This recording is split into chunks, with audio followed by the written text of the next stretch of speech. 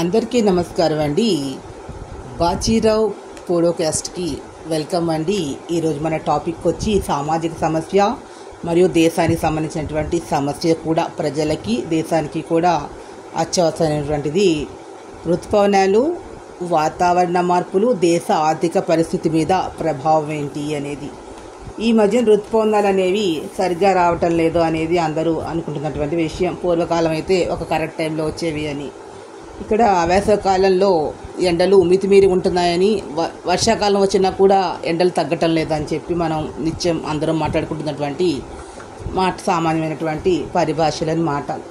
కాకపోతే ఇక్కడ నైరుతి ఋతుపవనాలు అనేవి కాస్త ఒక్కోసారి ముందర వస్తూ ఉన్నాయి, కానీ వచ్చినట్లే వచ్చి మళ్ళీ ఎక్కడో చోట మందగమనంతో ఆగిపోతూ ముందరికి వెళ్ళటం లేదు. వాళ్ళు చెప్పిన తర్వాత ఒక వారం రోజుల్లో వస్తాయంటే అవి నెల రోజులైనా కూడా రాని పరిస్థితి. దేశమంతా కూడా వర్షాలు అనేవి రావట్లేదు. ఒక చోట విపరీతమైన వర్షాలు, ఒక చోట అసలు వర్షాలు కరవకపోవడం అనేటటువంటిది. ఇంకా వర్ష ఋతువు చివర వస్తుంది, అయిపోతుంది అంటే వాయుగుండాలు వచ్చడం, భారీ వర్షాలు రావడం. దీనివల్ల ఏమవుతుంది, పంట నష్టాలు జరుగుతూ ఉన్నాయి.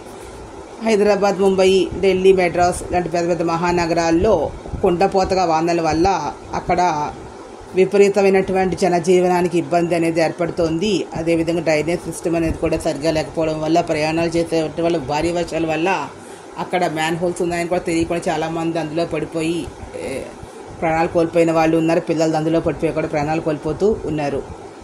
అయితే వీటికన్నింటికి కారణం ఏంటి అంటే, సమయానికి వర్షాలు ఎందుకు పడటం లేదు, ఎందుకు అతిగా పడుతూ ఉన్నాయి అనేది మనం ఆలోచించినట్లయితే దీనికి కారణం ఏంటి అంటే కర్బన ఉద్గారాలు ఎక్కువగా ఉండడం వల్ల, అంటే కార్బన్ డైఆక్సైడ్, కార్బన్ మోనాక్సైడ్ వల్ల మాత్రమే ఈ భూమి మీద ఉష్ణోగ్రత విపరీతంగా పెరిగిపోయింది. ఈ భూమి మీద ఈ వేడి పెరగడం వల్ల వచ్చే నష్టాలు ఏంటి అంటే, వేసవి కాలంలో మనకి వేడి ఉండడం అనేది సహజం, కానీ కొన్ని దశాబ్దాలుగా అంటే ఒక 50-60 ఏళ్ళ నుంచి చూసుకున్నట్లయితే వాతావరణంలో మార్పులు అనేవి స్లోగా వస్తూ ఉన్నాయి. ఇక్కడ హిమాలయాల్లో మంచు అనేది కరుగుతోంది. ఎప్పుడైతే హిమాలయాల్లో మంచు కరుగుతోందో, హిమాలయాల్లో మంచు కరగడంతో పాటుగానే ఇక్కడ ఉన్నటువంటి దక్షిణ ఉత్తర ధృవాల్లో కూడా మంచు కరుగుతూ ఉంది. దీనికి కారణం ఏంటి అంటే వేడి వల్ల. అలాగే హిమాలయాల్లోనే ఆర్కిటిక్లోని మంచు విస్తీర్ణం కూడా అక్కడ కూడా తరిగిపోతూ ఉంది. అక్కడి నుంచి చల్లని గాలి భూమధ్య రేఖకి నుంచి మనకి ఇండియా రావడం వల్ల అక్కడి నుంచి వేడి దేశాలకు కూడా ఇవి చేరుతూ ఉన్నాయి.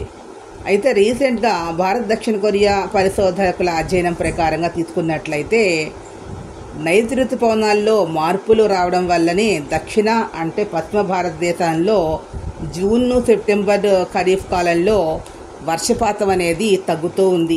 ఇక్కడ బాగా వర్షపాతం పడవలసినటువంటి ఈ సమయం తగ్గడానికి కారణం ఏమిటి అంటే, ఇక్కడ ఈ మంచు అనేది కరిగిపోవడం అనేటటువంటిది కారణం.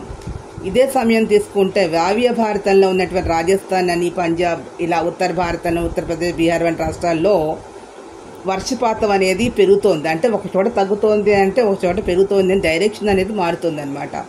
అంటే ఇక్కడ ఆర్కిటిక్లో మంచు కరగడం వల్ల వాతావరణ ఎగువ పొరల పైన మార్పులు వచ్చి భారతదేశంలో ఉండే వర్షపాతంతో పాటుగా భూతాపం పెరిగిపోతుంది.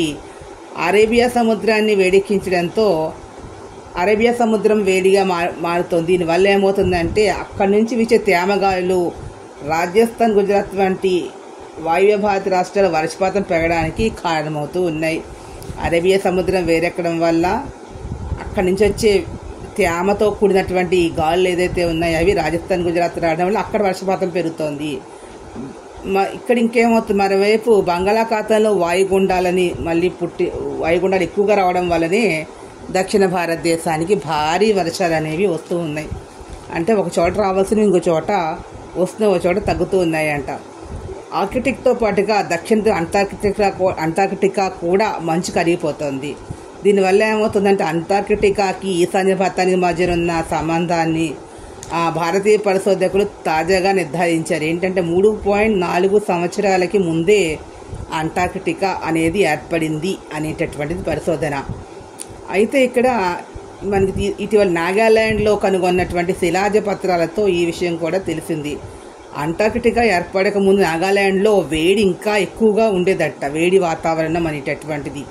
అంటార్కిటికా వచ్చిన తర్వాతనే ఈశాన్య భారతంలో ఋతుపవనాలు ఊపు రావడం వల్లనే ఇక్కడ మనకి వేడి అనేది తగ్గింది అనేటటువంటిది వీళ్ళ యొక్క పరిశోధన.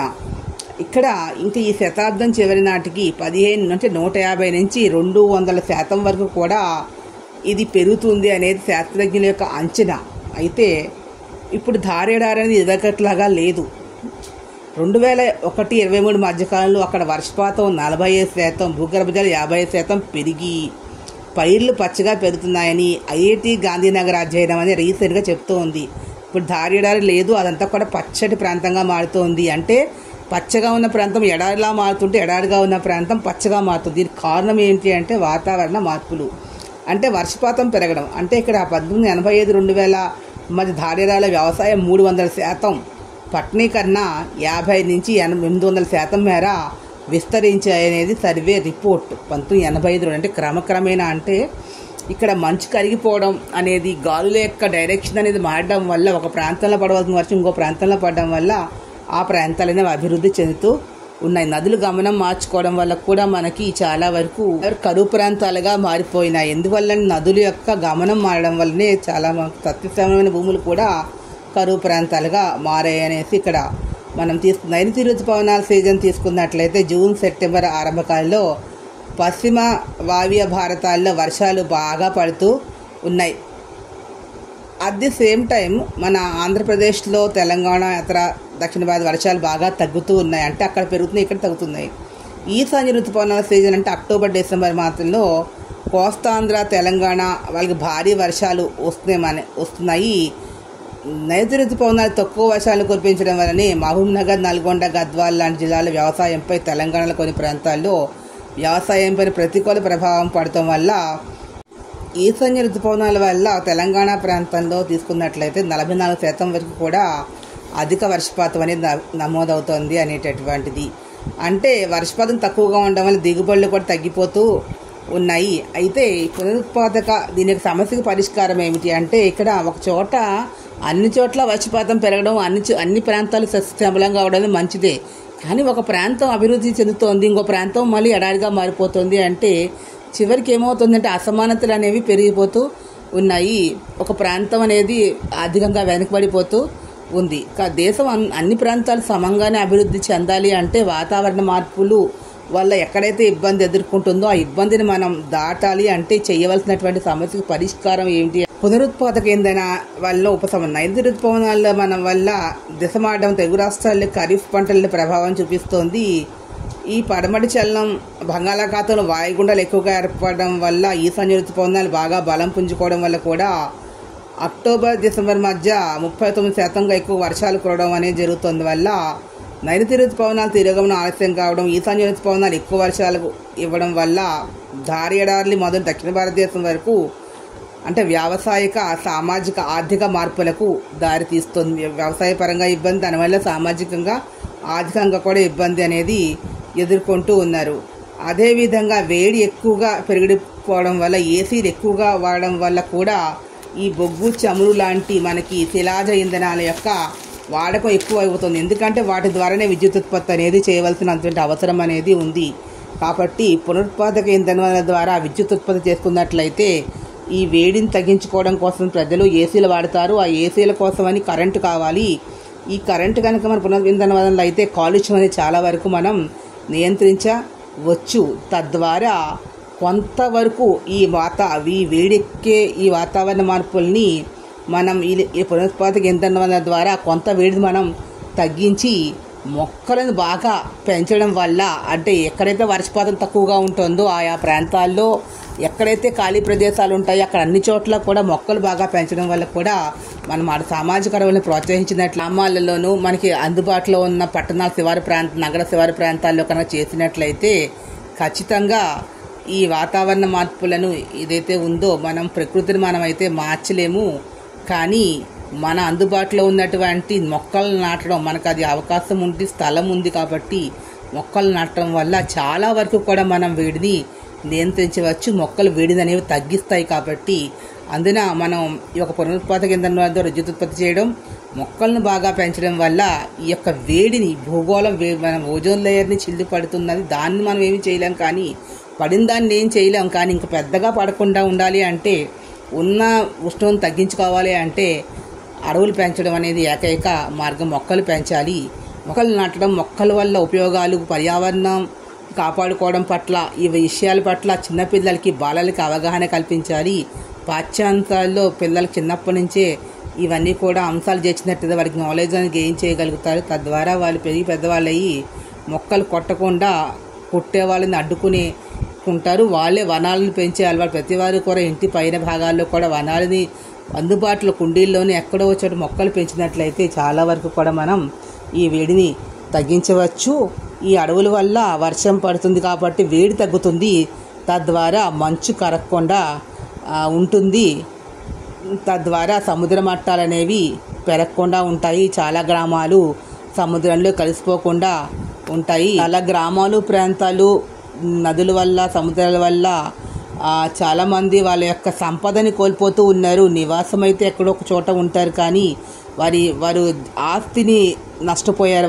వాళ్ళ భూముల్ని, వాళ్ళ పంట పొలాలని, ఇల్లుని అన్నీ కోల్పోయి వాళ్ళ యొక్క జీవనాధారాన్ని కోల్పోయి ప్రజల యొక్క సామాజిక స్థితి, ఆర్థిక పరిస్థితి కూడా అస్తవ్యస్తంగా మారడం వల్ల వీళ్ళందరికీ ఉపాధి మరియు పునరావాసం కల్పించిన ప్రభుత్వానికి చాలా ఖర్చుతో కూడినటువంటి విషయం. కాబట్టి అందరూ కూడా పర్యావరణాన్ని కాపాడుకోవడం కోసం ఖచ్చితంగా మొక్కలని నాటవలసినటువంటి అవసరం ఉంది. అడవులను పెంచవలసిన అవసరం ఉంది. సామాజిక అడవులను పెంచడం కోసం బడ్జెట్లో కేటాయింపులు కూడా కేంద్ర రాష్ట్ర ప్రభుత్వాలు పెంచవలసిన అవసరం. మొక్కలను నాటే విషయంలో, సామాజిక అడవుల పెంపకం విషయంలో స్వచ్ఛంద సంస్థలు, అదేవిధంగా విద్యార్థులు, యువతని కూడా ఇందులో భాగస్వామ్యం చేయాలి. అదేవిధంగా కొంత సామాజిక బాధ్యత కింద కార్పొరేట్ సెక్టర్ వాళ్ళని కూడా వాళ్ళకు అందుబాటులో ఉన్నటువంటి నిధులను కొంత ఈ సామాజిక అడవుల పెంపకానికి స్థలం రూపంలోనూ మొక్కల పెంపకంలోనూ అందించాలి. అదేవిధంగా నీటి సమస్య ఉన్నట్లయితే ఏదైతే డ్రైన్ వాటర్ ఉంటుందో ఆ డ్రైనేజ్ వాటర్ని కొన్ని రకములైనటువంటి కొన్ని యంత్రాలను దిగుమతి చేసుకుని అందులో ఉన్నటువంటి ఏదైతే మనకి హానికరమైనటువంటివి ఉంటాయో అవన్నీ కూడా తొలగించి వేసి ఆ నీటిని ఈ యొక్క సామాజిక పెంపకానికి వాడుకోవచ్చు. అదేవిధంగా మనకి అందుబాటులో నీరు లేకపోయినా కూడా మురికి నీటిని కూడా సద్వినియోగం చేసుకోవచ్చు. ఈ విధంగా గ్రే వాటర్ని, బ్లాక్ వాటర్ని వాడుకోవడం వల్ల మనము సామాజిక అడవులని ప్రోత్సహించినట్లుగా ఉంటుంది. నీరు కూడా మనకి ఖర్చు అవ్వదు. అదేవిధంగా భూగర్భ జలాలను మనం పెంచుకునే మార్గాలు చెప్పాలంటే ఇంకుడు గుంతలు అనేవి తవ్వుకున్నట్లయితే వాటర్ స్టోరేజ్ కెపాసిటీ అనేది వేసవకాలంలో ఇబ్బంది లేకుండా ఉంటుంది. కెపాసిటీ అనేది పెరుగుతుంది. దీని మీద కూడా అందరూ కూడా కలిసి రావాలి. కలిసి స్వచ్ఛ సంస్థల యొక్క సహకారాన్ని తీసుకుని అందరి ప్రజల్లో చైతన్యం తీసుకురావాలి. సో ఈ వీడియో మీకు నచ్చినట్లయితే please subscribe my channel. Thank you to all. Comment బాక్స్లో కామెంట్స్ తెలియదు, మరింత కొత్త టాపిక్తో మీ ముందుకు వస్తాను. Thank you to all.